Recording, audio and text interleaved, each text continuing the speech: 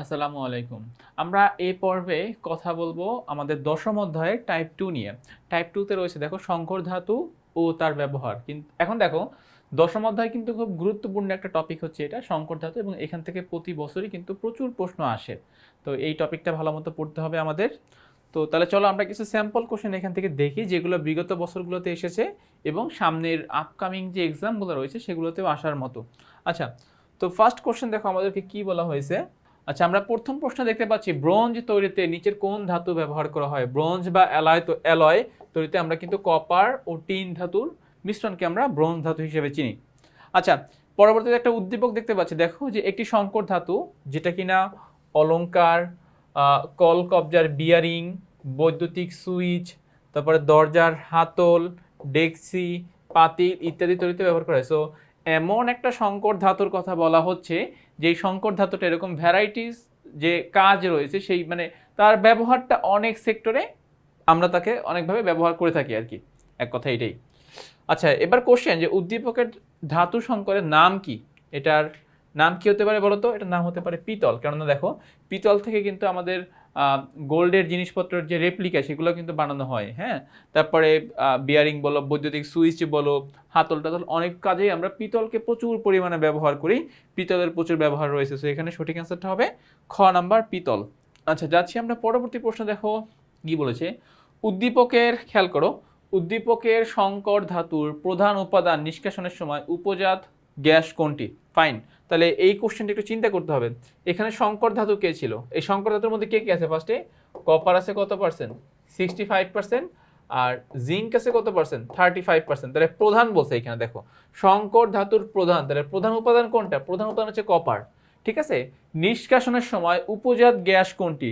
That means তোমাকে যদি সহজে বলি, এই সংকর ধাতু যখন আমি নিষ্কাশন করব সেই নিষ্কাশনের সময় যেই প্রধান যেই ধাতু থাকে বা মূল ক্যারেক্টারে যে থাকে তার নিষ্কাশনে আমি কোন গ্যাস পেতে পারি। আচ্ছা, সো আমরা এটা একটা এক্সাম্পল দিয়ে দেখে ফেলি। দেখো কপার নিষ্কাশন করা হয় চালকোসাইড আকরিক থেকে। তাহলে এটাতে ফার্স্টে তুমি অক্সিজেনের সাথে বিক্রিয়া করো, তাহলে সেখান থেকে উৎপন্ন হবে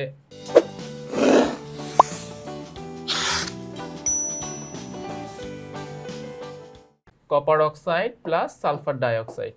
আচ্ছা, পরবর্তীতে যদি আমরা স্ববিজারণ প্রসেসটা ফলো করি, Cu2S প্লাস CuO বিক্রিয়া করে কি উৎপন্ন করবে? শুধু কপার প্লাস সালফার ডাইঅক্সাইড। ঠিক আছে। আচ্ছা, সো তাইলে এখানে মূল যেই উপজাত গ্যাস, সেই উপজাত গ্যাস হিসেবে আমরা কাকে পাচ্ছি?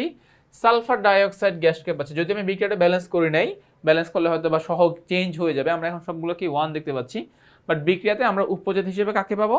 সালফার ডাইঅক্সাইড গ্যাসকে পাবো। সো এখানের সঠিক অপশনে সালফার ডাইঅক্সাইড মানে খ নাম্বারটা অপশন হবে আর কি। আচ্ছা, এবারের কোশ্চেন, পিতলে কপারের সংযুতি কত? এটা কিন্তু আমি অলরেডি একটু আগে দেখেছিলাম যে যেহেতু এখানে প্রধান উপাদান বলছে, সো এখানে কত হবে বলতো? 65%। তার মানে পিতলের মধ্যে কপার আছে 65%। আচ্ছা, যাচ্ছি পরবর্তী প্রশ্নে, মরিচাহীন ইস্পাতে নিকেলের সংযুতি কত? মরিচাহীন ইস্পাতে নিকেল রয়েছে কত পার্সেন্ট? 8%। মরিচাবিহীন মানে অর্থাৎ ইস্পাত যেটা মরিচা পড়বে না সেখানে নিকেল রয়েছে শতকরা 8%।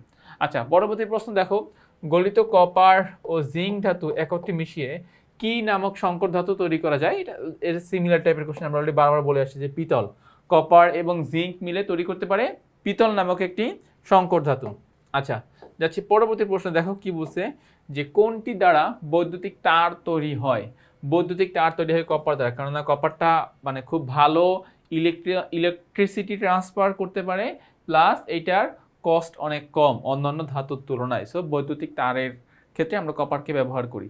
আচ্ছা, নেক্সট কোশ্চেন দেখো, ডুরালুমিনে কি পরিমাণ কপার থাকে? অথবা কোশ্চেনটা এভাবে আসতে পারে, ডুরালুমিনে কপারের শতকরা সংযুতি কত? অ্যান্সারটা হবে কত পার্সেন্ট বলো তো? 4%। ডুরালুমিনের মধ্যে যে ধাতুগুলো থাকে এর মধ্যে কপার এর অবদান 4%।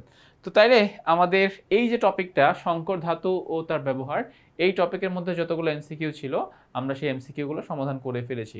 সো তাহলে আজ এই পর্যন্তই, নতুন কোনো পর্বে আবার দেখা হবে। ততক্ষণ পর্যন্ত সবাই ভালো থাকো, সুস্থ থাকো, আল্লাহ হাফেজ।